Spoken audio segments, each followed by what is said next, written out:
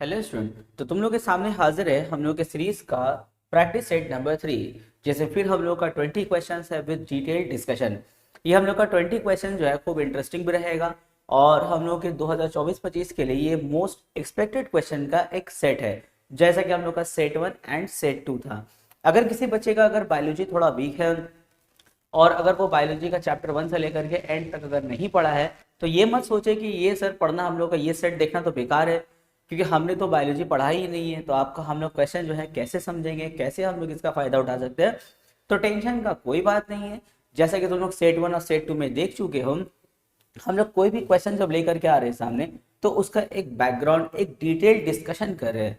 जैसे एग्जाम्पल के तौर पे अगर हम बात करेंगे मेंस्ट्रुअल साइकिल का कोई क्वेश्चन, जैसे मेनार्क है या मेनोपॉज है, तो हम डायरेक्ट जो है क्वेश्चन में नहीं आ रहे, पहले हम तुमको उस चीज का एक डिटेल एक्सप्लेनेशन दे रहे हैं, एक डिटेल्ड एक्सप्लेनेशन एक डिटेल एक्सप्लेनेशन दे रहे हैं, ताकि अगर किसी बच्चे का नहीं भी पढ़ा हुआ है तो वो भी बहुत ज़्यादा सिक्योर फील करे। तो चलो, बहुत खुशी के साथ हम लोग जो है अपना आज का ये सेट स्टार्ट करते हैं। पहला क्वेश्चन क्या है, जरा पढ़ो सब लोग। पहला क्वेश्चन हम लोग से बोला है, which hormone is the corpus luteum responsible for producing. तो यहाँ पे सबसे पहले समझने का चीज है कि सर ये कॉर्पस ल्यूटम क्या होता है और उसमें से जो हार्मोन निकलेगा उस हार्मोन का नाम बताइए। तो कॉर्पस ल्यूटम में जाने से पहले तुम लोग को आना होगा फीमेल रिप्रोडक्टिव सिस्टम में।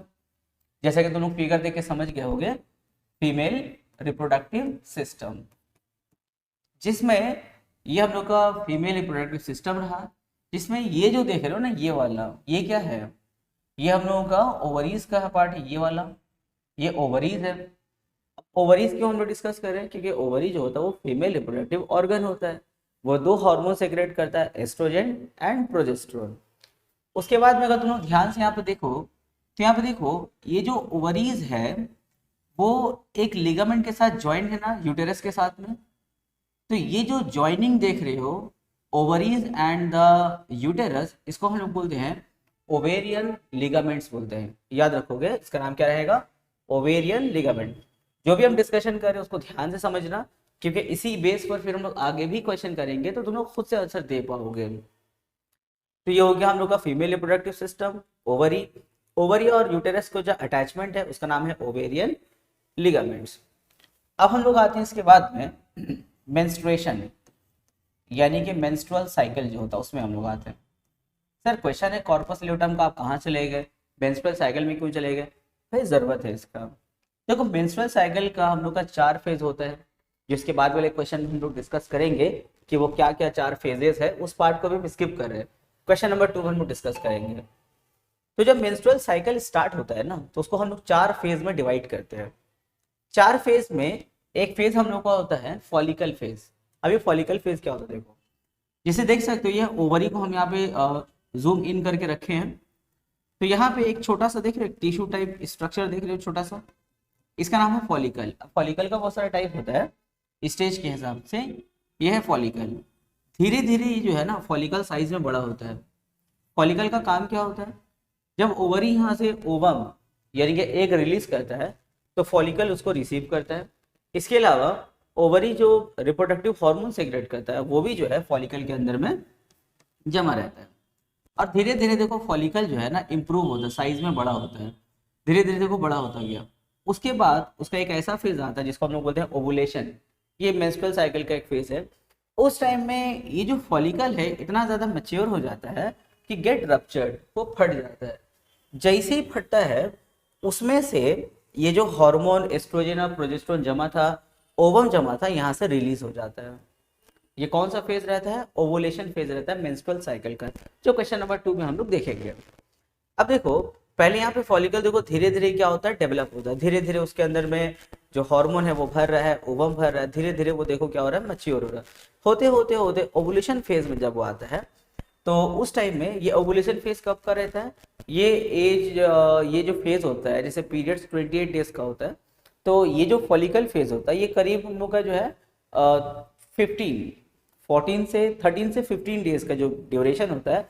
बेसिकली 14 डे में जो 14 नंबर दिन होता है उसमें होता है ये, लेकिन ये 13 से 15 के बीच में कभी भी हो सकता है, जरूरी नहीं कि एकदम 14 को ही हो जाए। 13th के एंड में भी हो सकता है, 15th के शुरुआत में भी हो सकता है, लेकिन ज़्यादातर ये 14th में होता है। वो डिपेंड करता है कि वो जो फीमेल में ये चीज़ हो रहा है उसका कुछ बायोलॉजिकल कंडीशन, स्ट्रेस, ये सब बहुत सारी चीज़ फैक्टर करता है। खैर, तो ये जो फॉलिकल है देखो धीरे धीरे डेवलप हुआ, फिर क्या हुआ, मैच्योर हो गया। जैसे मैच्योर हुआ तो इसमें ये रप्चर्ड हुआ, तो इसमें से हार्मोन और जो ओवम यानी कि एग है वो रिलीज हुआ, और रिलीज होके कहाँ चला जाता है, ओविडक्ट यानी कि फैलोपियन ट्यूब में चला जाता है। देखो यहाँ पे, यहाँ से रिलीज हुआ, फॉलिकल रप्चर्ड हुआ, और ओवम हार्मोन यहाँ आ जाता है, फैलोपियन ट्यूब में आ जाता है, यानी कि ओविडक्ट।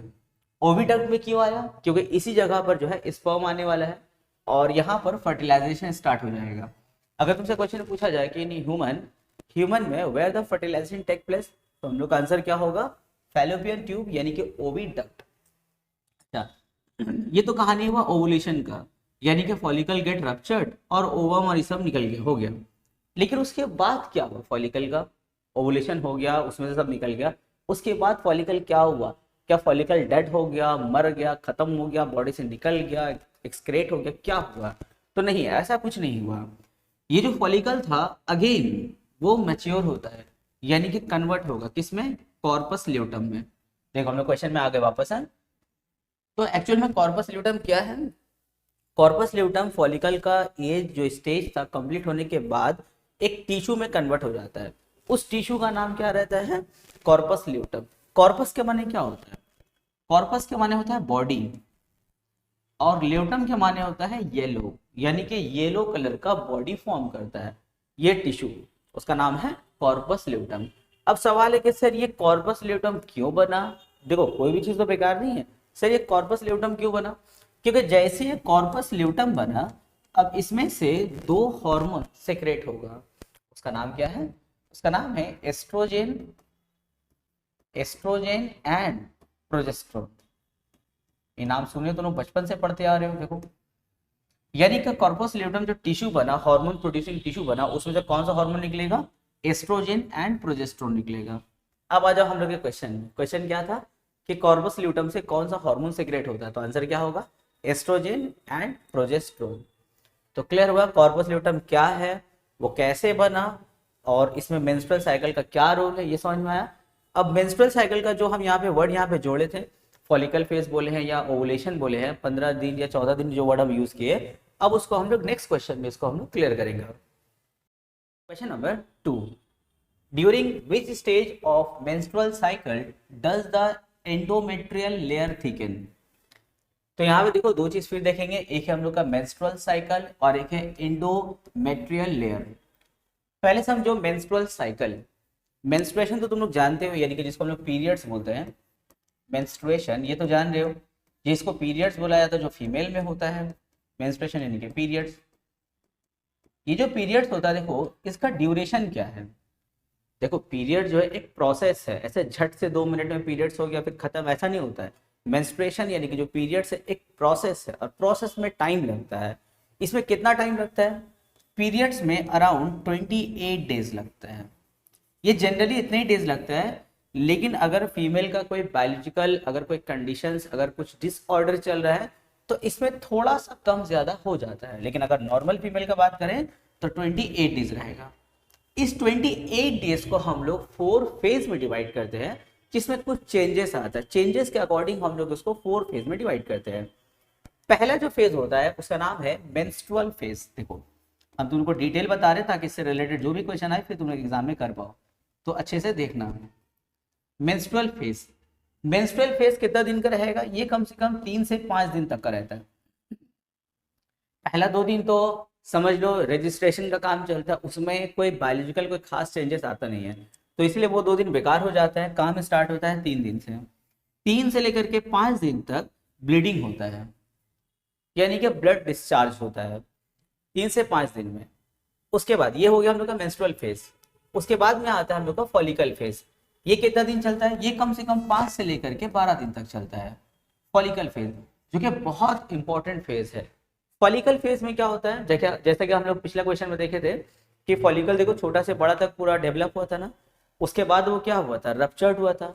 तो रप्चर्ड से पहले तक का जो फॉलिकल इंप्रूव हो रहा था, डेवलप हो रहा था, उस फेज को हम बोलते हैं फॉलिकल फेज। उस फेज में बहुत सारा चेंजेस आता है। पहला क्या होता है, जो यूटेरस का वॉल होता है, जैसे कि हम लोग देखते हैं ना, यूटेरस का वॉल फिर सेरेविक्स रहता है, तो जो यूटेरस का वॉल होता है ना, गेट थिकन, थोड़ा सा मोटा हो जाता है। रीजन क्या है, क्योंकि देखो 3 से 5 दिन जब मेंस्ट्रुअल फेज चला था, पहला फेज जब चला था, तो उसमें तो ब्लड डिस्चार्ज हो गया है, तो उस टाइम में यूटेरस के वॉल को और ब्लड सप्लाई किया जाता है, जिससे जो यूटेरस का वॉल है, जिसको हम लोग एंडोमेट्रियल लेयर बोलते हैं, वो क्या होगा, धीरे धीरे ना थिकन, थोड़ा मोटा हो जाता है। अब उसका रीजन क्या है उसका रीजन ये होता है कि ब्लड के साथ में कुछ न्यूट्रिशन आता है। वो न्यूट्रिशन जो है ना, वो ब्लड वहां पे स्टोर करके अपने पास में रखेगा, क्योंकि जैसे यूटेरस में जाइगोट आएगा आफ्टर फर्टिलाइजेशन, फर्टिलाइजेशन कंप्लीट करके जब जाइगोट यूटेरस में आएगा, तो उसको तो न्यूट्रिशन प्रोवाइड करना होगा ना। तो उस न्यूट्रिशन को प्रोवाइड करने के लिए फॉलिकल फेज के टाइम में क्या होता है, फॉलिकल फेज के टाइम में ब्लड जो है सप्लाई किया जाता है उसके यूटेरस वॉल को, यानी कि एंडोमेट्रियल लेयर को, and endometrial layer get thicken, थोड़ा सा मोटा हो जाता है। और उस टाइम में क्या होगा, जो फॉलिकल है वो भी धीरे धीरे क्या होता है, इंप्रूव होता है, जैसे कि हम लोग पिछला क्वेश्चन में देखे हैं। जैसे वो इंप्रूव साइज में बड़ा होता है, तो ओवरी को क्या लगता है कि भाई इसमें तो जगह बहुत रहा, क्योंकि ये डेवलप हो रहा है, तो ओवरी उस टाइम में ज्यादा एस्ट्रोजन और प्रोजेस्टेरोन हार्मोन सिक्रेट करके उसके अंदर में भर देता है, जिसकी वजह से वो कुछ दिन के बाद जाके फट जाता है 14 नंबर दिन में।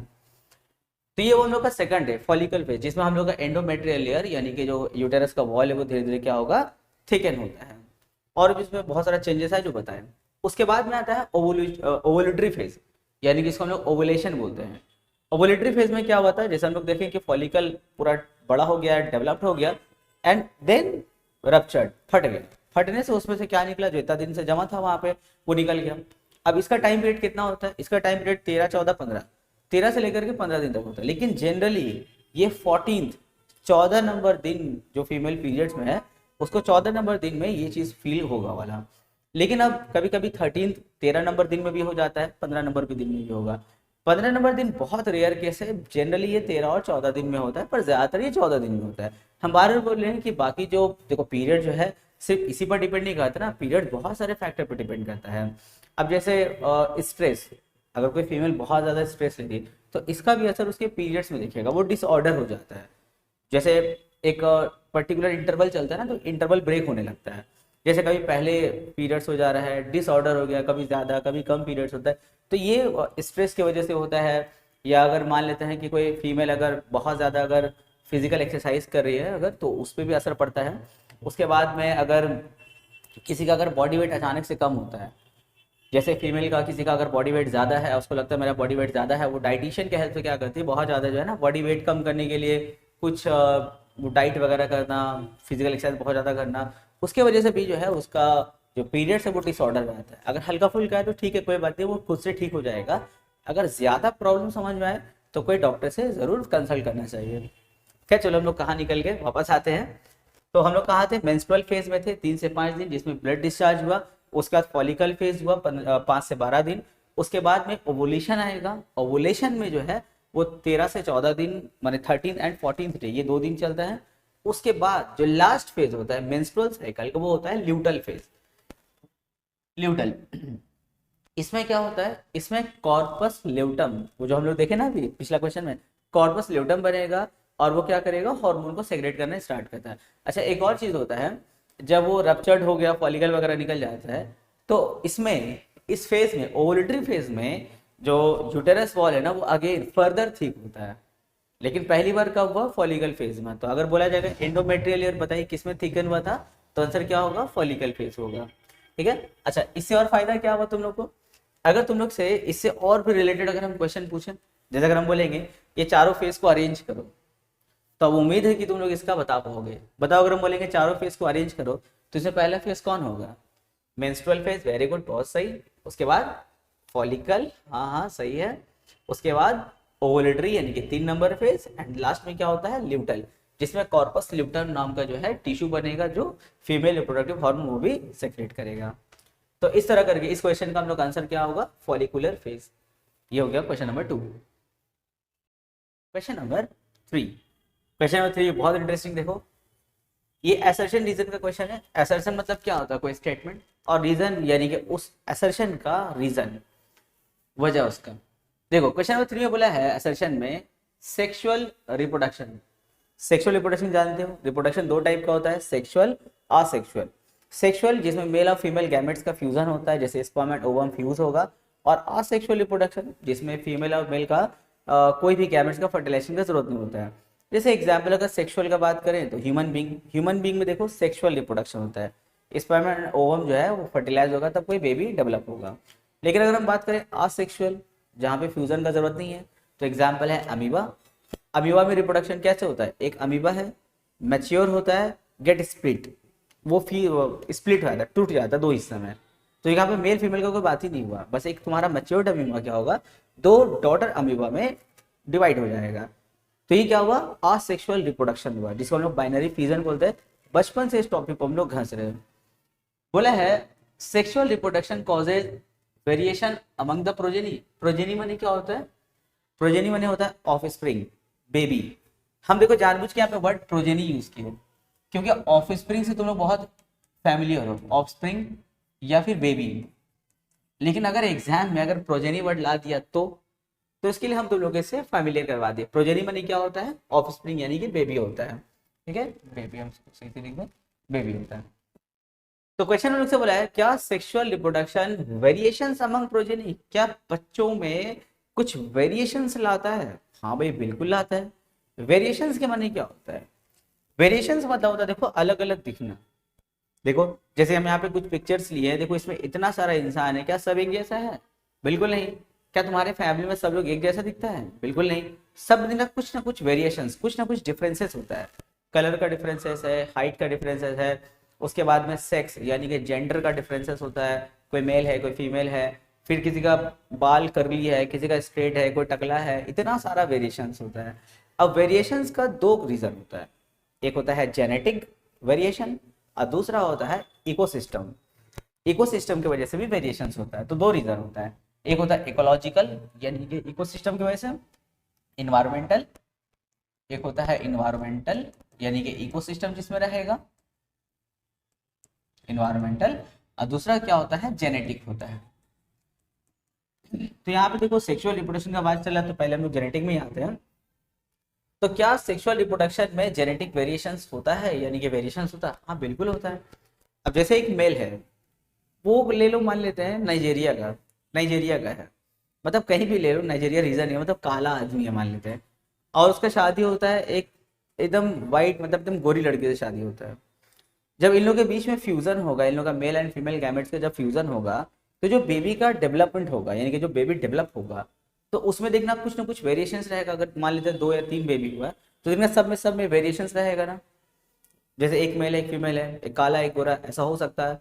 उसका रीजन क्या है, उसका रीजन ये है कि जो मेल है उसके स्पर्म में 23 क्रोमोसोम्स हैं, जो मेल का कैरेक्टरिस्टिक्स रखता है, और जो फीमेल है ओवम है उसमें भी 23 क्रोमोसोम्स है, उसमें फीमेल का कैरेक्टरिस्टिक्स है। जब दोनों फ्यूज होता है तो एक नया कैरेक्टरिस्टिक्स बनता है, जो क्या होता है वेरिएशन होगा, मतलब अलग रहेगा, अपने मम्मी पापा से वो बच्चा अलग रहेगा। तो ये जेनेटिक हुआ। तो बोले सेक्सुअल रिप्रोडक्शन जो है कॉजेज वेरिएशन, हाँ बिल्कुल वेरिएशन होता है। अब तुम लोग घर में देख सकते हो, क्या तुम लोग सब भाई बहन एक जैसे दिखते हो, बिल्कुल नहीं। एक भाई एक बहन यही वेरिएशन हो गया। अगर मान लेते दो भाई एक जैसे दिखते हो, बिल्कुल नहीं। तो एक ये रीजन हो गया। बोला है सेक्सुअल रिप्रोडक्शन कॉजेज वेरिएशन, तो यस ये ट्रू सही बोल रहा है। फिर बोला है no crossing over take place during the meiosis. जो मायोसिस सेल डिवीजन होता है, मायोसिस मतलब क्या होता है, cell division of the reproductive cell. जो रिप्रोडक्टिव सेल का सेल डिवीजन होता है उसको मायोसिस सेल डिवीजन बोलते हैं। तो क्या मायोसिस में बोल रहा है कि क्रॉसिंग नहीं होता है, भाई कैसे नहीं होता, बिल्कुल होता है। अब एक स्पर्म है दूसरा ओवम है, भाई क्रॉसिंग तो होता है। क्रॉसिंग मतलब क्या, इससे जो नया सेल बनेगा क्या उसमें दोनों का कैरेक्टरिस्टिक रहेगा, बिल्कुल रहेगा। इसको हम क्या बोलते हैं, क्रॉसिंग। तो सेक्सुअल रिप्रोडक्शन में क्रॉसिंग होता है। एक एग्जाम्पल से समझ सकते हो, देखो दो अलग अलग क्रोमोसोम्स है, एक मेल है एक फीमेल है मान लेते हैं, एक मेल से आया एक फीमेल से आया, दोनों देखो फ्यूज होगा। फ्यूज होने का देखो यहाँ पे जो दो क्रोमोसोम्स बना है, दो क्रोमोसोम बना, देखो दोनों में कैरेक्टरिस्टिक ट्रांसफर हो गया। देखो ब्लू इसमें आ गया और फिर रेड इसमें आ गया। इसका मतलब क्या है, क्रॉसिंग है। यानी कि जो बेबी का डेवलप होगा उसमें मेल एंड फीमेल दोनों का कैरेक्टरिस्टिक्स रहेगा। तो क्वेश्चन बोला सर नो क्रॉसिंग, बोला क्रॉसिंग नहीं होता है। कैसे नहीं होता, होता है, यानी कि ये स्टेटमेंट क्या है, फॉल्स है। तो एसर्शन ट्रू रहा और रीजन फॉल्स रहा। तो कौन सा ऑप्शन रहेगा, A is true R is false, यानी कि option number A is correct. Question number 4, identify the correct sequence of embryo development. Embryo development का हम लोगों को करेक्ट सीक्वेंस बताना है। देखो एम्ब्रियो तो समझ लो, बिफोर बर्थ, बर्थ से पहले जो बच्चा का हाल होता है उसको हम लोग क्या बोलते हैं, एम्ब्रियो बोलते हैं। तो एम्ब्रियो जो बनता है यानी कि जो बेबी डेवलप होता है वो तो झटाक से एक ही बार में तो डेवलप नहीं हो जाता है कि एकदम धड़ाप से एक बड़ा सा बच्चा यूटेरस में बन गया, ऐसा तो नहीं होता है। उसका भी बहुत सारे स्टेजेस, एक प्रोसेस है, टेक टाइम्स, कम से कम 280 दिन के आसपास लगता है। किसी किसी का कुछ एबनॉर्मल कंडीशन की वजह से पहले भी बर्थ हो जाता है बच्चा लोग का, लेकिन एक पूरे बेबी को डेवलप होना, उसका गेस्टेशन, उसका जो पैटर्निट्यूशन यानी कि बर्थ रहेगा, उस टाइम तक पूरा 280 दिन लगता है। तो यहाँ पे फिलहाल इसको 4 फेज में डिवाइड किया गया। बोला बताइए करेक्ट सीक्वेंस क्या होगा। तो देखो सबसे पहले क्या होता है, सबसे पहले फर्टिलाइजेशन होता है। हाँ उससे पहले भी हम जा सकते हैं, पर यहाँ जो 4 ऑप्शन है इसमें से हम बात कर रहे हैं। पहले क्या होगा, फर्टिलाइजेशन। अब फर्टिलाइजेशन से पहले भी है, स्पर्म है, ओवम है, रिलीज होगा, ये होगा वो होगा, वो रहने दो। हम फर्टिलाइजेशन से स्टार्ट करें क्योंकि यहाँ पे जो 4 ऑप्शन है, देखो 4 में जो पहला स्टेज वो फर्टिलाइजेशन का ही रहता है। तो पहले फर्टिलाइजेशन हुआ यानी कि fusion of male and female gametes हुआ। फर्टिलाइजेशन के बाद में ये क्या बनाता है, जाइगोट बनाता है, सिंगल सेल। भाई स्पर्म एंड ओवम क्या होता है, हैप्लॉइड होता है, मतलब 23 क्रोमोसोम्स रहता है। ये दोनों फ्यूज होने के बाद में एक सिंगल सेल जाइगोट बना देता है। अब ये जो जाइगोट होगा ये धीरे धीरे डिवाइड होगा। ये जाइगोट ऐसे डिवाइड हुआ, 2 हुआ, फिर ऐसे 2 यहाँ से, 2 यहाँ से, ऐसे करते करते करते जो है एक बॉल बना लेगा, बॉल। उस बॉल के अंदर में ढेर सारा जाइगोट रहेगा, ढेर सारा, एक बॉल बना लेगा, उस बॉल के अंदर में ढेर सारा जाइगोट रहेगा। तो पहले फर्टिलाइजेशन हुआ, fusion of male and female gametes. Fusion के बाद में क्या करता है, एक सिंगल सेल जाइगोट बनाता है। अब एक जाइगोट बहुत सारे जाइगोट में कन्वर्ट हो जाता है, डिवाइड होकर के, तो एक बॉल बना लेता है एक लेयर का, उसके अंदर में ढेर सारा जाइगोट रहता है। इस स्टेज को हम लोग क्या बोलते हैं, मोरूला। क्या बोलते हैं, मोरूला, जिसके अंदर में ढेर सारा जाइगोट डिवाइड हो रहा है। उसके बाद वाले स्टेज में क्या देखते हैं, ये बॉल इटसेल्फ डिवाइड। अब ये बॉल डिवाइड होता है, ये बॉल डिवाइड होगा। जब ये बॉल डिवाइड होता है यानी कि जो मोरूला डिवाइड होता है उसको हम लोग बोलते हैं ब्लास्टोसिस्ट। तो क्या बोलेंगे, ब्लास्टोसिस्ट। तो पहले फर्टिलाइजेशन, फिर जाइगोट बना, फिर मोरूला, उसके बाद में ब्लास्टोसिस्ट। ऐसा बहुत सारा बॉल बनेगा, फिर धीरे धीरे वो बॉल इकट्ठा होगा और एम्ब्रियो यानी कि धीरे धीरे बेबी का डेवलपमेंट स्टार्ट हो जाता है। तो अब तुम लोग बताओ इसमें से कौन सा ऑप्शन करेक्ट होगा। पहले फर्टिलाइजेशन, उसके बाद में जाइगोट, फिर मोरूला, फिर ब्लास्टोसिस, यानी कि option number 4 is correct. Question number 5, उम्मीद करते हैं कि क्वेश्चन नंबर 5 का आंसर तुम लोग खुद से दो। बोला है in human where does the fertilization take place. अगर ये आंसर खुद से कर पाए इसका मतलब तुम क्वेश्चन नंबर 1 अच्छे से समझे हो। क्वेश्चन नंबर 1 उसमें हम लोग डिस्कस किए थे इसको। देखो बोला है in human where does the fertilization take place. Fertilization कहाँ टेक प्लेस होता है भाई, ऑप्शन है ओवरी, यूटेरस, और क्या ऑप्शन है, फैलोपियन ट्यूब एंड वजाइना। बोलो कहाँ होगा, option number 3 is correct, very good, option 3 is correct. Fertilization कहाँ होगा, फैलोपियन ट्यूब, देखो यहाँ पर होगा, जिसको हम लोग ओविडक्ट भी बोलते हैं। क्वेश्चन नंबर 6 देखो बहुत बहुत नॉलेज वाला, बहुत इंटरेस्टिंग क्वेश्चन है। बोला है justify the statement there is no menstruation in pregnant female. जैसे तुम लोग जानते होंगे कि जैसे फीमेल में जो मेंस्ट्रुएशन का जो टाइम पीरियड होता है वो करीब 13 साल, यानी कि जो एडोलेसेंट होता है फीमेल का, उस टाइम वो स्टार्ट हो जाता है, और वो करीब 50 ईयर्स तक यानी कि 50 साल तक चलता है। एक नॉर्मल कैलकुलेशन है। अमेरिका एक आर्टिकल रिलीज किया था, उसके हिसाब से जो मेनोपॉज होता है वो 50 ईयर्स तक खत्म हो जाता है। अब किसी किसी का थोड़ा सा एक्स्ट्रा ऑर्डिनरी कंडीशन होगा, तो किसी का 5 साल पहले या फिर किसी का 5 साल के बाद तक या 60 साल तक भी मेंस्ट्रुएशन देखा गया है। लेकिन जो नॉर्मली होता है वो देखो 13 ईयर में स्टार्ट हो जाता है, 13 साल में स्टार्ट होता है, और 13 साल से लेकर के उतना टाइम तक यानी कि मेनोपॉज तक उन लोगों का जो है पीरियड फीमेल में होता रहता है। लेकिन एक टाइम ऐसा आता है कि पीरियड जो है यानी कि जो मेंस्ट्रुएशन स्टॉप नहीं होता है उस टाइम में। अच्छा प्रेगनेंसी का टाइम तो होता है, लेकिन कुछ ऐसा भी कंडीशंस होता है जैसे हम पिछला क्वेश्चन में डिस्कस किए हैं कि उस टाइम भी मेंस्ट्रुएशन स्टॉप हो सकता है, तो वो एक एबनॉर्मल कंडीशन हुआ। लेकिन फीमेल में प्रेग्नेंट जब रहती है तो उस टाइम में मेंस्ट्रुएशन स्टॉप हो जाता है। उसका कारण क्या है? उसका रीजन ये होता है कि जब फीमेल प्रेग्नेंट होती है तो उस टाइम में जो बॉडी है हम लोग का, जैसे लिखेंगे इसका, अगर हम स्टेटमेंट एक लाइन में लिख दे पहले उसका समझाए, लिखा इसका रीजन बताना है ना, तो रीजन ये होता है needs body needs to thicken the uterine wall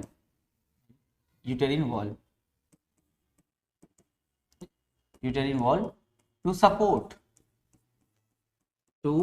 support the embryo। देखो एम्ब्रियो जो है वो कहाँ जाएगा? यूटेरस में जाएगा। तो यूटेरस में उसको सपोर्ट देने के लिए उसका जो लाइनिंग है, जो कि हम लोग देखे थे मेंस्ट्रुएशन में फीमेल में गेट रप्चर्ड, वो फट जाता है, पचक जाता है, उसमें से ओवुलेशन हो जाता है, तो पतला हो जाता है ना, वो थोड़ा लोड नहीं ले पाएगा।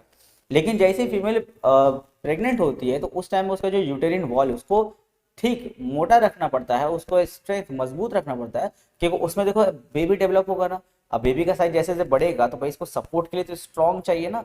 तो उस टाइम में हम लोग का बॉडी क्या करता है, उसको ठीक रखने के लिए उसका जो शेडिंग है, उसका जो ऐसे रप्चर्ड हो जाना, उसको रोक देता है। अब वही अगर शेडिंग ऑफ यूटेरिन वॉल यानी कि वो जो ओवुलेशन अगर रोक देंगे हम लोग, यानी कि मतलब क्या हुआ, पीरियड्स बंद हो गया। तो बॉडी में हम लोग का ऐसा नर्वस सिस्टम पूरा कंट्रोल होता है एक हार्मोन के हेल्प से कि इसको हम लोग जो है ओवुलेशन को रोक सकते हैं। इसके अलावा जो एस्ट्रोजन एंड प्रोजेस्टेरोन हार्मोन है वो लोग भी क्या करता है, शेडिंग ऑफ जो यूटेरिन वॉल है उसको कंट्रोल करता है। इसके अलावा प्रेगनेंसी के टाइम में कुछ प्रेगनेंसी हार्मोन निकलता है, वो भी क्या करता है, इसको शेडिंग से रोकता है। यानी कि कुल मिला करके इस टाइम में जो शेडिंग ऑफ जो यूटेरिन वॉल उसको जब रोका जाता है, जिससे ओवुलेशन यानी कि पीरियड बंद हो जाता है, ये कब होता है? प्रेगनेंसी के टाइम में, क्योंकि उस टाइम में एम्ब्रियो इसमें डेवलप होगा, उसको सपोर्ट देने के लिए ऐसा रोक दिया जाता है। Question number 7, how is ovary attach to uterus? उम्मीद करते हैं इसका भी आंसर तुम लोग खुद से दे पाओगे। हम लोग इसको देखो पिछले कुछ क्वेश्चंस में डिस्कस कर चुके हैं, खास करके क्वेश्चन नंबर 1 में बोला है कि जो ओवरी है यूटेरस से जो अटैच है किसके हेल्प से, इसका नाम क्या है? इसका नाम क्या होगा? इसका नाम होगा, जल्दी बोलो जल्दी बोलो जल्दी बोलो, ओवेरियन लिगामेंट, यानी कि option number 3 is correct. Question number 8, अच्छा क्वेश्चन नंबर 8 देखो, खूब इंटरेस्टिंग क्वेश्चन है और इस क्वेश्चन को ध्यान समझना। हम इसमें कुछ ऐसा भी टॉपिक डिस्कस करने वाले हैं जो तुम लोग क्वेश्चन नंबर 14, 15, 16 और 17 ये 4 क्वेश्चन का आंसर देने में हेल्प करेगा। तो सारा कंसेप्ट यहाँ सीखो, बाकी 4 क्वेश्चन खुद से कर लेना तुम लोग। तो पहले इसको अच्छे से समझो जो हम यहाँ समझाने वाले हैं। बोला है which of the following provide a protective covering to developing embryo.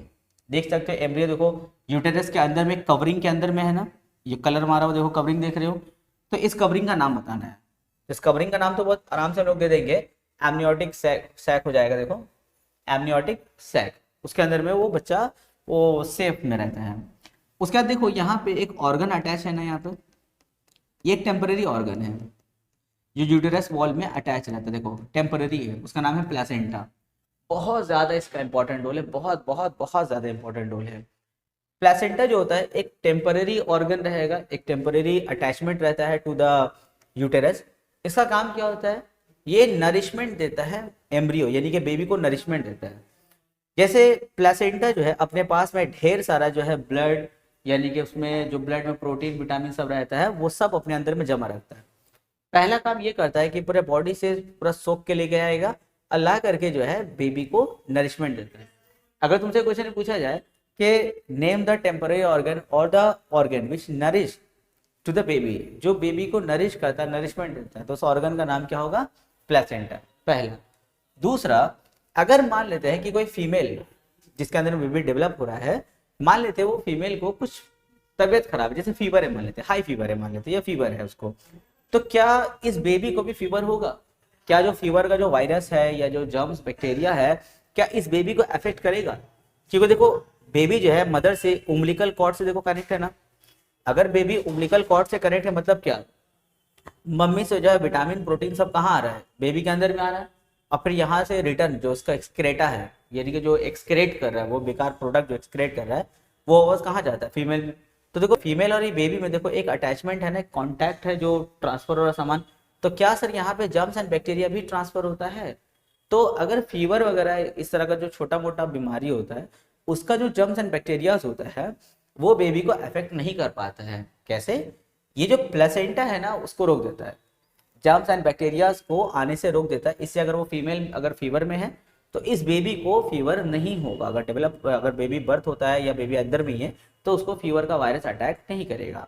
कौन रोकेगा उसको? प्लेसेंटा रोकेगा। लेकिन अगर कुछ ऐसा एक्सेप्शनल जैसे HIV ऑफ एड्स, अगर एड्स का वायरस का अगर हम बात करें, HIV ऑफ एड्स, तो क्या ये HIV ऑफ एड्स क्या बेबी को अफेक्ट करेगा? बिल्कुल करेगा। अगर female infected by HIV of AIDS है तो इस बेबी को भी HIV ऑफ एड्स हो सकता है, यानी कि HIV ऑफ एड्स को अटैक कर सकता है। उस टाइम में जो है प्लेसेंटा उसको रोक नहीं पाता है। लेकिन अगर हाई फीवर वगैरह है या कुछ है तो उस टाइम में ये इसको रोक पाएगा। तो क्वेश्चन नंबर 8 हम लोग का विच ऑफ द फॉलोइंग प्रोवाइड, इसका तो आंसर हम लोग कर लिए, और बाकी जो तुम लोग का कंसेप्ट बताए वो 14, 15, 16 में यूज होगा। तो चलो पहले वाला कर लेते हैं 14, 15, 16 क्या है क्वेश्चन देखो 14, 15, 16 में। हाँ 14 देखो, बोला है placenta act as an endocrine gland. अच्छा ये तो हम लोग डिस्कस किए रहते वहां पे ना, तो यहाँ पे डिस्कस कर लेते हैं। बोला है कि प्लेसेंटा क्या एक एंडोक्राइन ग्लैंड है? हाँ बिल्कुल सर, एंडोक्राइन ग्लैंड कैसे? आप तो वहां पे ऑर्गन बता रहे थे, यहाँ पे ग्लैंड आ गया। हाँ ये कभी कभी जो है ना एंडोक्राइन ग्लैंड की तरह ये काम करता है, और ये जो है एस्ट्रोजन एंड प्रोजेस्टेरोन नाम का हार्मोन को सिक्रेट करता है एंडोक्राइन ग्लैंड। फिर बोला है it produces the hormone called oestrogen and progesterone. क्या ये दोनों हार्मोन सिक्रेट करता है? हाँ सही, यानी कि हम लोग को दोनों सही है, असर्शन भी ट्रू है और हम लोग का रीजन भी ट्रू है, यानी कि both A and are true. Option number C is correct. 15 में आ जाओ, 15 का आंसर खुद से दोगे। देखो 15 में क्या बोला है, based on the figure identify which part permit the diffusion of nourishment. कौन सा पार्ट जो है इसको नरिशमेंट में हेल्प करता है? तो ये वाला जो देख रहे हो ये वाला, ये हो गया ए पार्ट, और यहाँ पे ये वाला जो पार्ट हो गया अम्बिलिकल कॉर्ड, ये बी हो गया, यहाँ पे ये सी हो गया है, और यहाँ पे सॉरी ये सी हो गया, और यहाँ पे डी हो गया। तो देखो ABCD में हम लोग का ए जो है वो क्या है? प्लेसेंटा है। तो बोला है बताइए कौन सा पार्ट जो है उसको जो है नरिशमेंट में हेल्प करता है? तो कौन सा पार्ट? ए, यानी कि ऑप्शन ए इज करेक्ट। चलो इसका आंसर दो। बोला है a pregnant lady is suffering from the viral fever.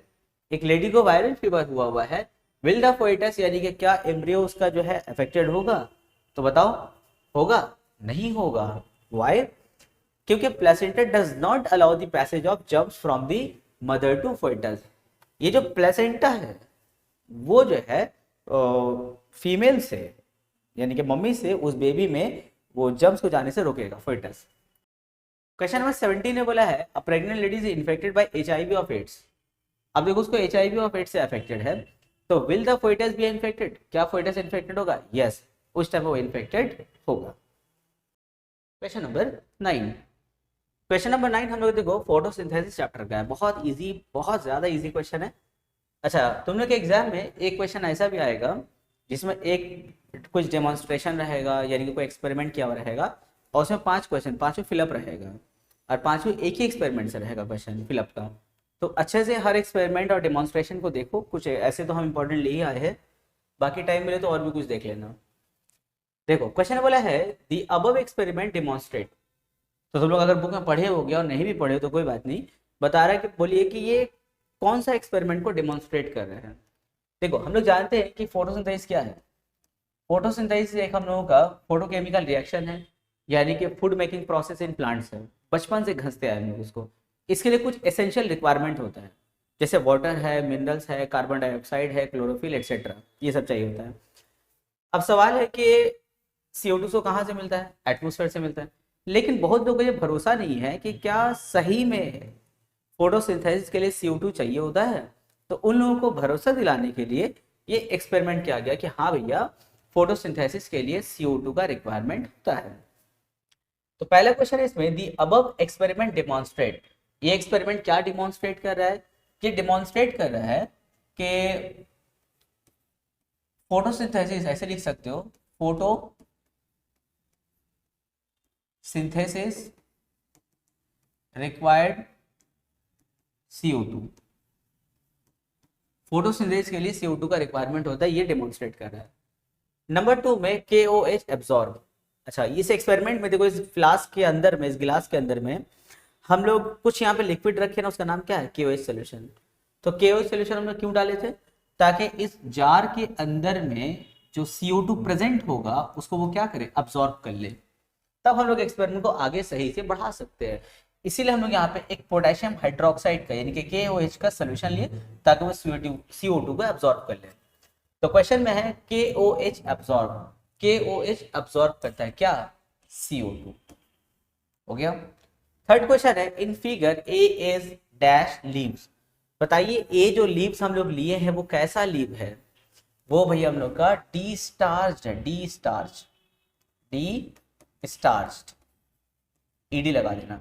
Starch मतलब तो समझ लो, स्टार्च क्या होता है, जब बहुत सारा जो ग्लूकोज तैयार हो जाता है प्लांट्स में, तो वो स्टार्च के फॉर्म में वो क्या होता है, कन्वर्ट कर दिया जाता है सारे ग्लूकोज को इकट्ठा करके।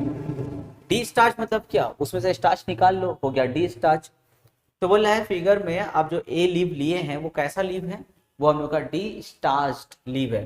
अच्छा, इसको डी स्टार्च कैसे करते हैं, स्टार्च तो समझ में आ गया, इसको कैसे करेंगे भाई, फोटोसिंथेसिस होगा, ग्लूकोज तैयार हो गया, स्टार्च में कन्वर्ट हो गया स्टार्च। डी स्टार्च कैसे होगा, तो डी स्टार्च का बहुत इजी तरीका होता है, उसको बॉईल कर दो जा करके, डी स्टार्च हो जाएगा, उसमें से स्टार्च निकल जाएगा।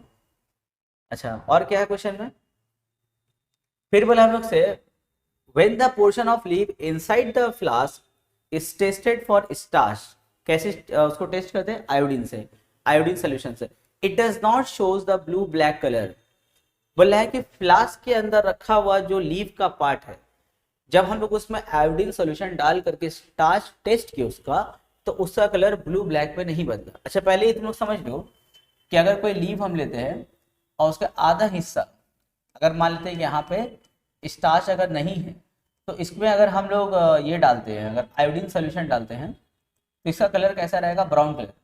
और अगर मान लेते हैं यहाँ पे स्टार्च है, यहाँ पे जब आयोडीन सोल्यूशन डालते हैं तो ये कैसा होता है, ब्लू ब्लैक कलर का हो जाता है।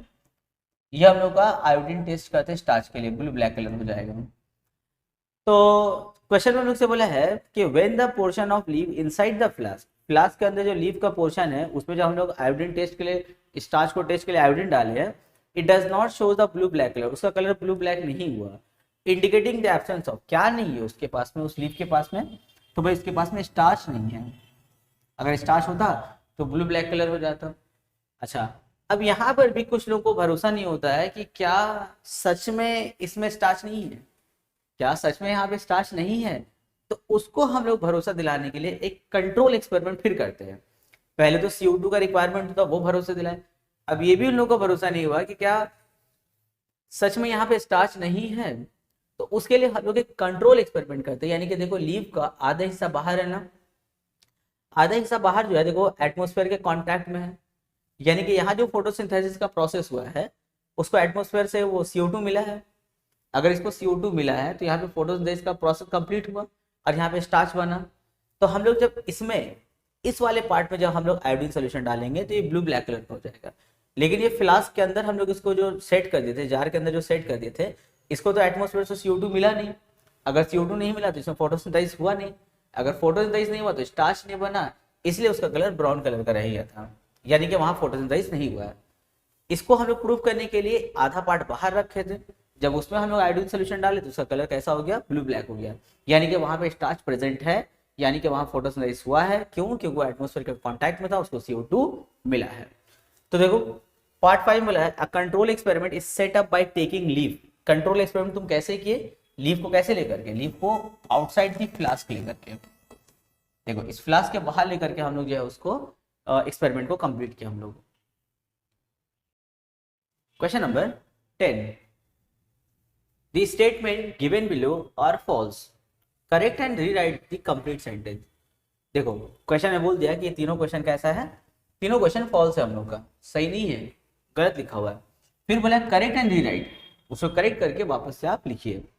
पहला क्वेश्चन है रूट्स शो पॉजिटिव फोटोट्रॉपिज्म, पहला स्टेटमेंट, भाई देखो पहले ही बोल दिए लोग गलत है, अब गलती क्या है उसको ढूंढो, ढूंढ करके सही से आंसर लिख देंगे हम लोग।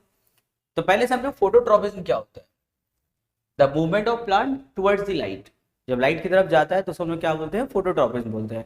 फोटोट्रॉपिज्म हम लोग मेनली दो टाइप का पढ़ते हैं, एक होता है पॉजिटिव और दूसरा होता है नेगेटिव फोटोट्रॉपिज्म। अगर प्लांट पार्ट यानी कि प्लांट का बॉडी अगर टुवर्ड्स द लाइट जाता है, मूव करता है, उसको हम लोग बोलते हैं पॉजिटिव फोटोट्रॉपिज्म। जैसे लीव्स, जैसे स्टेम, शूट, ये सब क्या होता है, इसमें पॉजिटिव फोटोट्रॉपिज्म होता है। लेकिन जो रूट्स होता है, रूट्स क्या जो जड़ होता है, जड़ भी ऊपर की तरफ जाता है नहीं ना, वो टुवर्ड्स दी ग्रेविटी, वो ग्रेविटी के अंडर में, जमीन के अंदर में जाता है, यानी कि वो अगेंस्ट द लाइट है ना, जिसको लोग बोलते हैं नेगेटिव फोटोट्रॉपिज्म। तो क्वेश्चन ने बोला है कि रूट शो पॉजिटिव फोटोट्रॉपिज्म, क्या रूट्स में पॉजिटिव फोटोट्रॉपिज्म होता है? नहीं, रूट्स में कैसा होता है, इसको स्टेटमेंट करेक्ट करके लिखो, roots show negative phototropism, negative phototropism. देखो पहला स्टेटमेंट हम लोग का करेक्ट हो गया।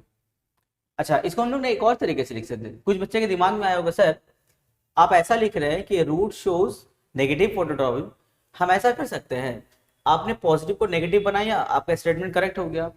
क्या सर हम ऐसे स्टेटमेंट करेक्ट कर सकते हैं कि रूट्स को अगर हम शूट्स बना दें यानी कि स्टेम बना दें तो? हाँ बिल्कुल, ये भी सही है। कोई बच्चा ऐसे इसको लिख सकता है कि शूट्स शो पॉजिटिव फोटोट्रॉपिज्म, उस केस में भी स्टेटमेंट हम लोग का करेक्ट हो जाएगा। सेकंड क्वेश्चन है, thigmotropism can be demonstrated by using a clinostat. अब यहाँ देखो तुम लोग के लिए दो तीन चीज समझने का आ गया है। पहले तो आ गया आप लोग का थिग्मोट्रॉपिज्म। ये थिग्मोट्रॉपिज्म क्या होता है? Movement of plant under a stimulus और द रिस्पॉन्स, यानी कि टच, जो टच का स्टिमुलस होता है ना, उसके टुवर्ड्स में अगर कोई प्लांट अगर मूव करता है, प्लांट बॉडी या कोई भी पार्ट अगर मूव करता है तो उसको हम लोग बोलते हैं थिग्मोट्रॉपिज्म। जैसे देखो ये वाला प्लांट, ये बचपन में तुम लोग खूब खेले होगे इससे, ये टच मी नॉट प्लांट है, छुई मुई का पौधा जिसको बोलते हैं, टच मी नॉट यानी कि शाई प्लांट है। अगर इसको देखो तुम लोग अगर इसको टच करोगे, छुओगे, देखना सुखड़ जाता है, थोड़ी देर बाद ठीक हो जाएगा। तो टच स्टिमुलस की वजह से इसमें मूवमेंट हो रहा है ना, इसको हम लोग बोलते हैं थिग्मोट्रॉपिज्म। अच्छा, और भी इसका एग्जाम्पल है, कुछ ऐसा देखो प्लांट होता है जिसको हल्का सा कोई सपोर्ट देना तो उस पर देखना चढ़ जाता है ना। अगर घर में तुम लोग कोई छोटा मोटा अगर प्लांट लगाए होगे, उसके बगल में कोई स्टिक या बैम्बू लगा देना, देखना वो प्लांट जैसे थोड़ा सा बड़ा होगा, उसके सपोर्ट में वो ऐसे ऐसे कर करके जो है ना, जो टेंडिल होता है उसका, उसके हेल्प से वो कर करके ऊपर की तरफ भाग जाता है। तो इस तरह का जो मूवमेंट होता है, टच किया और उसके उसी की तरफ वो मूव करने लगा, इसको बोलते हैं थिग्मोट्रॉपिज्म। क्या हम लोग थिग्मोट्रॉपिज्म को क्लाइनोस्टैट से हम लोग इसको डेमोन्स्ट्रेट कर सकते हैं? बिल्कुल नहीं, थिग्मोट्रॉपिज्म उससे डेमोन्स्ट्रेट नहीं होता है। क्लाइनोस्टैट से हम लोग जो है जियोट्रॉपिज्म को कर सकते हैं डेमोन्स्ट्रेट। जियोट्रॉपिज्म क्या होता है? जियोट्रॉपिज्म का मतलब होता है movement of roots under the gravity. Gravity के तरफ जब हम लोग का रूट जब मूव करता है, प्लांट का जब रूट मूव करता है, उसको हम लोग बोलते हैं जियोट्रॉपिज्म। तो क्लाइनोस्टैट के डेमोन्स्ट्रेशन से तुम लोग जो है जियोट्रॉपिज्म को समझ सकते हो। अभी हम क्लाइनोस्टैट क्या बता रहे हैं, नेक्स्ट वाले स्लाइड में है। फिर बोला है ethylene stimulate closing of stomata. क्या इथाइलिन जो है क्लोजिंग ऑफ स्टोमेटा को ये करता है? बिल्कुल नहीं भाई।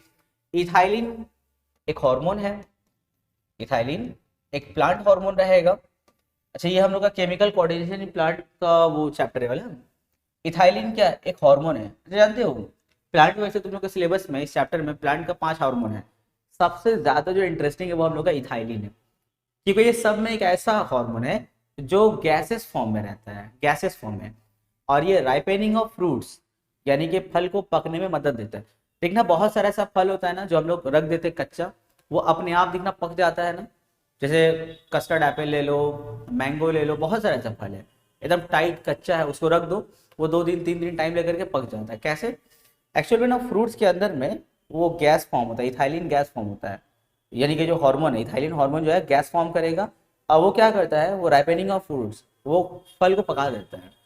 तो वो है कि क्या इथाइलिन स्टोमेटा को कंट्रोल करता है? नहीं नहीं, इसका काम है वो राइपेनिंग ऑफ फ्रूट्स, इसका तो काम है फल को पकाना, ये इसका काम नहीं है। तो ये किसका काम है?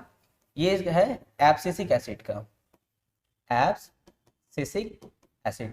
तो स्टेटमेंट कुछ ऐसा लिखना है, एब्सिसिक एसिड पूरा लिखना, इसको हम लोग को तो करेक्ट करके रीराइट करना है ना, तो लिखेंगे abscisic acid stimulate closing of stomata, correction हो गया। तो पिछले क्वेश्चन में हम लोग का क्लाइनोस्टेट के बारे में था ना, तो हम बता रहे तुम लोग क्लाइनोस्टेट क्या होता है। ये जो हम लोग का सेटअप देख रहे हो ये हम लोग का क्लाइनोस्टेट है। क्लाइनोस्टेट से हम लोग क्या डेमोन्स्ट्रेट करते हैं, क्लाइनोस्टेट से हम लोग जियोट्रॉपिज्म को डेमोन्स्ट्रेट कर सकते हैं। तो तुम लोग के सामने देखो दो क्लाइनोस्टेट है, ए और बी। ए रेस्ट में है और बी तुम्हारा रोटेट कर रहा है। एक काम करना, दो सेटअप लेंगे हम लोग और इसको ऐसे रेस्ट में रहने देना, इसको ना ऐसे चालू करके छोड़ देना कुछ दिन तक। ये ज़्यादा स्पीड मत घुमाना, नहीं तो फिर वो ये जो पॉट है वो निकल के फेंका ही जाएगा। तो इसको ना धीरे धीरे ऐसे घुमा करके छोड़ दो कुछ दिन तक, जब तक कि इसमें कुछ इम्प्रूवमेंट इसमें समझ में ना आ जाए तब तक इसको रोकेंगे नहीं एक्सपेरिमेंट को। अब 4 दिन 5 दिन, अब डिपेंड करता है तुम कैसा प्लांट ले रहे हो, उस हिसाब से जो है ना वो हम लोग उतने दिन तक उसको छोड़ देंगे।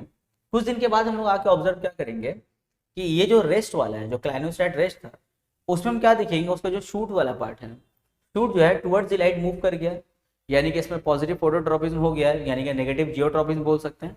और ये जो रूट है देखो, रूट देखो टुवर्ड्स द ग्रेविटी मूव कर रहा है ना। लेकिन जो क्लाइनोस्टेट जो घूम रहा था वो देखो, उसमें ना शूट में कोई चेंज आया ना ही यहाँ रूट में चेंज आया। अब ऐसा क्यों? इसलिए कि अगर कोई चीज़ को तुम रोटेट करते हो, जब कोई चीज़ को हम लोग रोटेट करते हैं तो उसमें ना माइक्रो ग्रेविटी डेवलप होता है। माइक्रो ग्रेविटी यानी कि जीरो ग्रेविटी, यानी कि उसमें जो ग्रेविटेशनल पुल है ना वो धीरे धीरे कम हो जाता है। अगर हम इसमें फिजिक्स जोड़ दें तो अगर कोई पत्थर को अगर तुम सूताएं बांध करके ऐसे पकड़ के रखोगे, देखना उसका भार, उसका वजन फील होगा। जब उसको ऐसे करके घुमाने लगोगे तो स्टार्टिंग में देखना फील होगा, लेकिन जब खूब स्पीड घूमने लगेगा ना तो देखना उतना वजन हम लोग को समझ में नहीं आता है, ये हाथ पे उतना वजन उतना फोर्स नहीं आएगा। तो जितना स्पीड बढ़ता है उसमें जो माइक्रो ग्रेविटी यानी कि जो उसका ग्रेविटेशन पुल होता है वो धीरे धीरे कम होने लगता है, यानी कि towards the zero gravity move करता है। अब देखो यहाँ जो रूट है वो तो ग्रेविटी की वजह से देखो नीचे की तरफ आ रहा है ना, पर यहाँ पे जब तुम उसको घुमा के छोड़ दिए तो इस प्लांट में जीरो ग्रेविटी आ गया।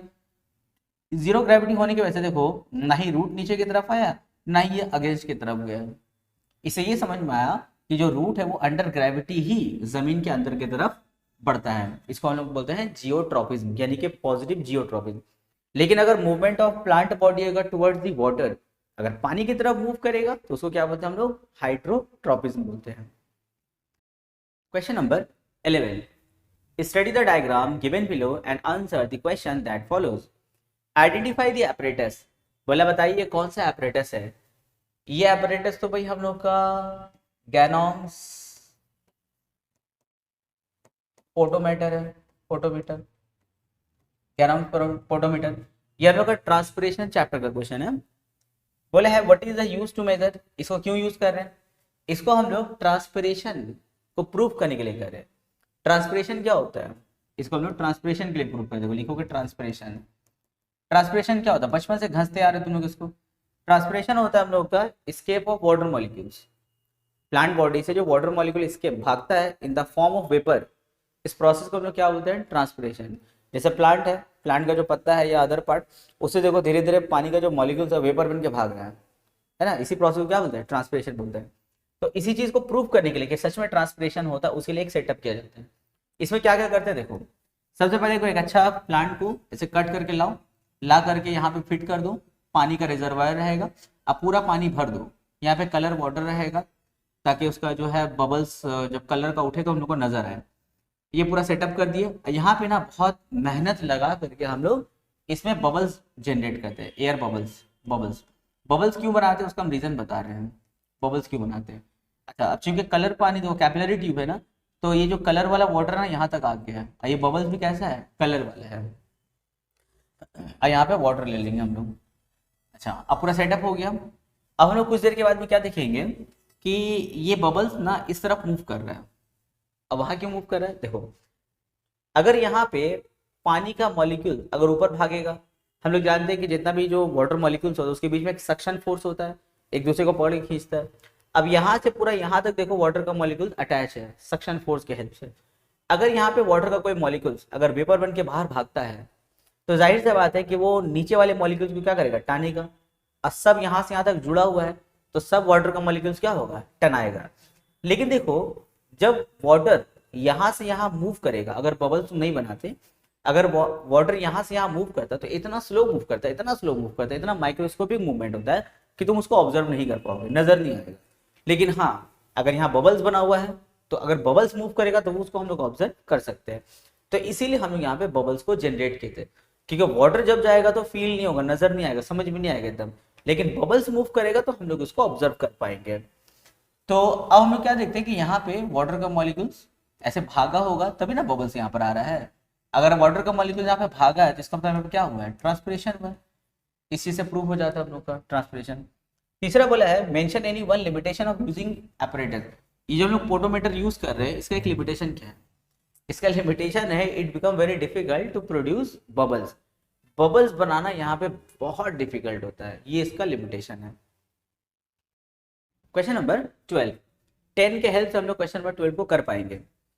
देखो बोला है जिब्रेलिन, ये भी प्लांट हार्मोन है, is the only hormone which is gas at ordinary temperature.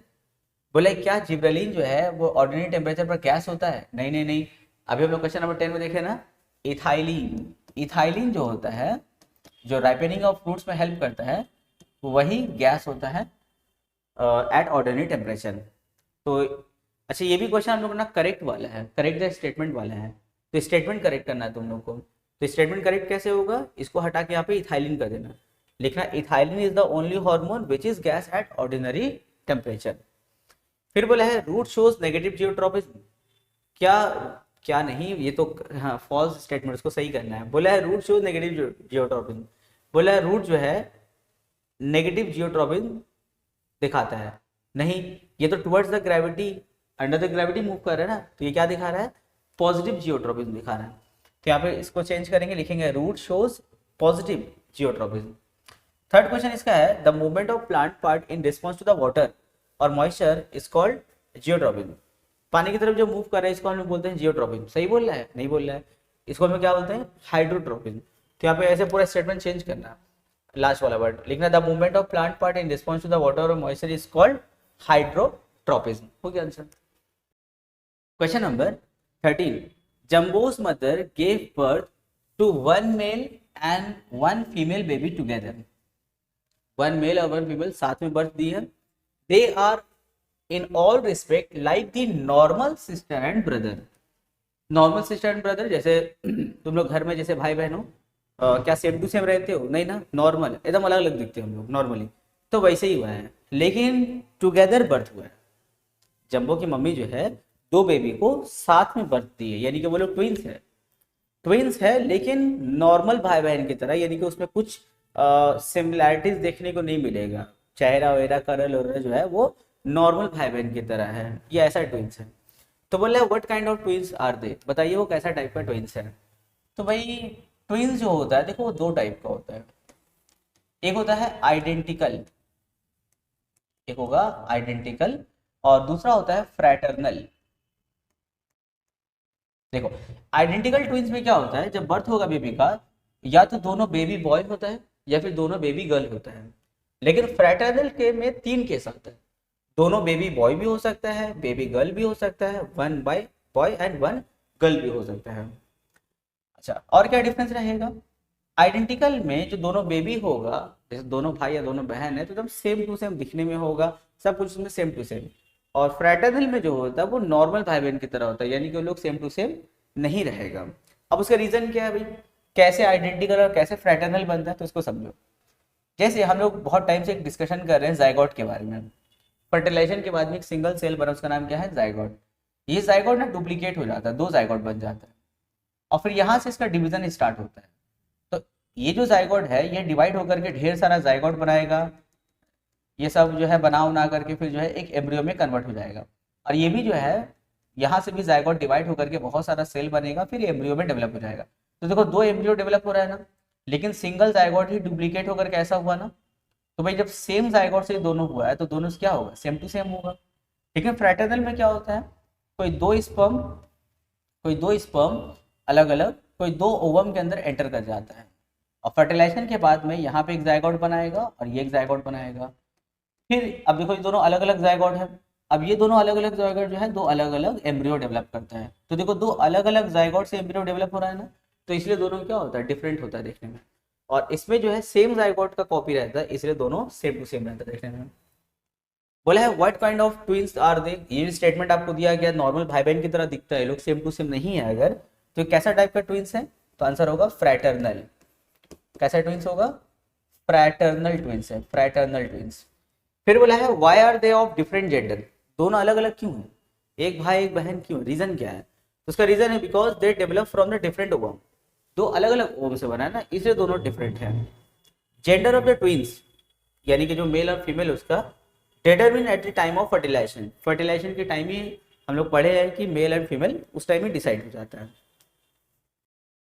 Question number 18, 14, 15, 16, 17 हम लोग पहले ही कुछ क्वेश्चन में हम लोग डिस्कस कर चुके हैं उसको हम लोग, तो हम लोग डायरेक्ट क्वेश्चन नंबर 18 में आ गए। देखो बोला है justify the statement wisdom teeth is a vestigial organ. अब यहाँ दो चीज समझने का है, एक हम लोग का वेस्टिजियल ऑर्गन और दूसरा हम लोग का विजडम टीथ। पहले आओ इसमें वेस्टिजियल ऑर्गन। देखो ह्यूमन बीइंग में बहुत सारा ऐसा ऑर्गन है जो वेस्टिजियल है यानी कि फंक्शनलेस है, कोई काम नहीं उसका। जैसे एग्जाम्पल में है पिन्ना, ये वैसे तो बहुत सारा ऑर्गन है पर हम लोग कुछ कुछ का बात करेंगे। जैसे पिन्ना, ये देखो हम लोग का कोई काम का नहीं है। हाँ अदर मैमल्स में काम का है, वो लोग देखना इसको मूव कर सकता है, डिफरेंट यूजेस में लाता है, हम लोग इसको मूव नहीं कर सकते, बेकार पड़ा हुआ हम लोग के पास में। दूसरा हम लोग का है अपेंडिक्स, वो अदर मैमल्स में वो भी काम का है। जैसे अपेंडिक्स जो है कुछ हेर्बिवोरस एनिमल्स के फूड डाइजेशन में हेल्प करता है, लेकिन हम लोग में जो अपेंडिक्स होता है वो कोई काम का है नहीं। उसी तरह आँख के यहाँ पे निक्टेटिंग मेम्ब्रेन, हम लोग का जो आँख है ना, ये आँख के एंड में यहाँ पे एक मेम्ब्रेन देखिए छोटा चर्बी की जैसा रहता है, ऐसे करके देखोगे नजर आएगा, वो निक्टेटिंग मेम्ब्रेन, वो हम लोग को काम का नहीं है। लेकिन जो एम्फीबियन है या जैसे मान लीजिए एक्वेटिक कुछ एनिमल्स है, जैसे मछली का बात करें, मेंढक का बात करें, तो उसमें वो यूजफुल है, लेकिन ह्यूमन में वो नहीं है। तो अगर ह्यूमन में वो यूज का नहीं है तो वो क्या है? वेस्टिजियल हुआ। तो ऐसे बहुत सारा है जो फंक्शनलेस है, जो वेस्टिजियल है, लेकिन वो एक टाइप का ना एविडेंस है। ये हम लोग का देखो ह्यूमन एवोल्यूशन चैप्टर का वाला क्वेश्चन है, ये एक तरीके का हम लोग का एविडेंस है कि हम लोग सच में किसी एनिमल से, मैंने बहुत सारे एनिमल्स हम लोग इवॉल्व होकर के आए, ये इस चीज का एविडेंस देता है। उसी में देखो हम लोग का है विजडम टीथ, ये देखो लास्ट मोलर होता है। मोलर मतलब क्या होता है? चौवा, जिससे हम लोग खाना चबाते हैं, तो ये लास्ट मोलर होता है। लास्ट मोलर एकदम चौवा के सबसे लास्ट में आता है, 17 से 20 साल के बीच में आता है लास्ट मोलर हम लोग का होता है, जो आ तो जाता है लेकिन लोगों को काम का है नहीं। कोई खाना इतना अंदर घुसा के थोड़ी चबाता है, हम लोग खाना ऐसे यहाँ से कट किया इसी से चबाते हैं, अब कोई खाना अंदर घुसा के थोड़ी चबाते हम लोग, तो ये बेकार है। हम लोग में नहीं भी निकलते तो कोई फर्क नहीं पड़ता है। तो ये हम लोग का वेस्टिजियल ऑर्गन है, हम लोग का विजडम टीथ। इसको विजडम टीथ क्यों बोलते हैं, इसका हम एक क्वेश्चन बनाने वाले हैं, विजडम टीथ वहां हम डिस्कस करेंगे विजडम टीथ क्यों बोलते हैं। तो पहले इसका स्टेटमेंट देख लो, wisdom teeth are the last molar, हम लोग का आखिरी चौवा रहता है on each side of both the jaw. ये हम लोग का ऊपर नीचे का जो जॉ है ना, जबड़ा, दोनों ऊपर नीचे दोनों में आएगा हम लोग का। It is a functionless organ in human, human में इसका कोई काम नहीं है। उसी तरह क्वेश्चन नंबर 19 देखो, justify this statement pinna is a vestigial organ human. एकदम सेम वे में ये भी हम लोग क्या है? वेस्टिजियल ऑर्गन है, कोई काम का नहीं है, लेकिन अदर मैमल में इसका यूज है। And in the same way question number 20 देखो, यहाँ पर बोला है vermiform appendix is vestigial organ, ये भी हम लोग के अंदर में क्या है? वेस्टिजियल ऑर्गन है। अच्छा ये अपेंडिक्स है कहाँ? देखो तो ये हम लोग का ह्यूमन एनाटॉमी देख रहे हो, यहाँ पे स्मॉल इंटेस्टाइन देख रहे हो, ये जो पेच पेच किया हुआ रहता है क्या है? स्मॉल इंटेस्टाइन है, और उसके ऊपर में घेरा बना के ऐसे जो रहता है वो क्या होता है? Large intestine. तो इसको हम थोड़ा सा, हाँ इसको हम बड़ा कर दें, देखो समझने में ईजी होगा तुम लोग को, थोड़ा ठीक किया इसको। देखो ये जो पेच पेच किया हुआ रहता है अंदर में रहता है ना, नाड़ी जो रहता है, नाड़ी यानी कि स्मॉल इंटेस्टाइन, उसके ऊपर में देखो मोटा सा लेयर आता है ना लार्ज इंटेस्टाइन का। लार्ज इंटेस्टाइन का इस एंड में तो एनस होता है, जहां से वो वेस्ट प्रोडक्ट बाहर निकलता है, और इस साइड में यानी कि यहाँ से जो ऐसे स्टार्ट होकर के ऐसे तो एनस आ जाता है, तो यहाँ जो स्टार्ट होता है ना, यहाँ पे देखो एक छोटा सा एक देख रहे हो पतला पाइप के जैसा छोटा सा है, उसी को जूम करके यहाँ पे रखा गया। देखो जो इंटेस्टाइन का ये वाला पार्ट है ना, वो ये वाला पार्ट देखो यहाँ पर जूम करके रखा हुआ है, देखो यहाँ पे छोटा सा पाइप निकला हुआ है। तो ये हम लोग का लार्ज इंटेस्टाइन का जो लास्ट वाला पार्ट होता है उसको हम लोग बोलते हैं केकम। केकम के एंड में अपेंडिक्स लटका हुआ रहता है। ये हम लोग में कोई काम का नहीं है, वेस्टिजियल है, लेकिन कुछ हेर्बिवोरस एनिमल होता है उसमें ये काम का होता है। तो इसका भी स्टेटमेंट देख लो, क्या लिखे हम लोग इसका स्टेटमेंट, इसको वापस से छोटा करके वहां भेज दे जहां था। देखो इसमें स्टेटमेंट क्या है, the vermiform appendix is project from the blind end of केकम। देखो हम केकम से रहेगा, लार्ज इंटेस्टाइन का जो ये वाला पार्ट है caecum, and is a functionless organ in human, हम लोग में इसका कोई काम नहीं है। तो इसके साथ हम लोग का सेट नंबर 3 जो है कंप्लीट होता है। फिर हम लोग जो है सेट नंबर 4, 5 की तरफ बढ़ेंगे। तो तुम लोग जो है पूरे सीरीज को, यानी कि जितना सीरीज में जितना भी सेट रहेगा सबको अच्छे से देखना, समझो, पढ़ो। जैसे देखो हम लोग 3 सेट में टोटल 60 क्वेश्चन हम लोग कवर किए। अगर 60 क्वेश्चन को अगर तुम लोग जो है अगर अच्छे से ध्यान से समझ के अगर पढ़ लेते हो, इससे एग्जाम में तुम लोग अच्छा खासा क्वेश्चन अटेम्प्ट कर पाओगे। क्योंकि यहाँ पे 60 क्वेश्चन का मतलब सिर्फ 60 नहीं है, बल्कि देखा जाए इस 60 क्वेश्चन में कम से कम हम लोग 100-150 क्वेश्चन कवर कर लिए। क्योंकि एक टॉपिक को हम देखो एलाबोरेट कर रहे हैं। तो तुम लोग स्किप कर करके मत देखना, ऐसा नहीं कि क्वेश्चन 1 का ऑप्शन ए है ठीक है, 2 का बी है भाग रहे, ऐसे नहीं करना। उस पूरे कंसेप्ट को समझो। खास करके वो बच्चे लोग जो लोग साल भर सही से नहीं पढ़े हो, लास्ट में बहुत डर लग रहा है कि सर लास्ट में इतना मोटा बुक यानी कि इतना चैप्टर हम लोग कैसे कवर करें। और अगर मान लेते हैं चैप्टर कवर कर भी लेते हैं तो सर क्वेश्चन पढ़ने का मौका नहीं मिल पाएगा हम लोग को, क्वेश्चन भी तो सॉल्व करना होगा, सिर्फ पढ़ के तो जाने से होगा नहीं। तो इसीलिए कोई टेंशन का जरूरत नहीं है, बुक उठाने का कोई जरूरत नहीं है। बस हम अपने सीरीज में जितना सेट अपलोड कर रहे हैं उसको अच्छे से देख लो, एग्जाम में आराम से 80 में 80 अटेम्प्ट हो जाएगा। लेकिन सभी चीजों को समझ के पढ़ना, समझ के, रट्टा नहीं मारो, समझो। हम जितना टॉपिक समझा रहे हैं समझो, क्योंकि हम जब एक टॉपिक समझा रहे हैं उसमें एक क्वेश्चन सॉल्व तो हो रहा है, साथ में उससे अटैच हम लोग 4-5 क्वेश्चन और डिफरेंट डिफरेंट हम लोग सॉल्व कर सकते हैं। तो इसीलिए खुद भी अच्छे से पढ़ो और अपने दोस्तों का भी भला सोचो, उन लोगों को भी मेरा वीडियो जो है सजेस्ट करो, ताकि तुम्हारे साथ साथ उन लोगों का भी भला हो।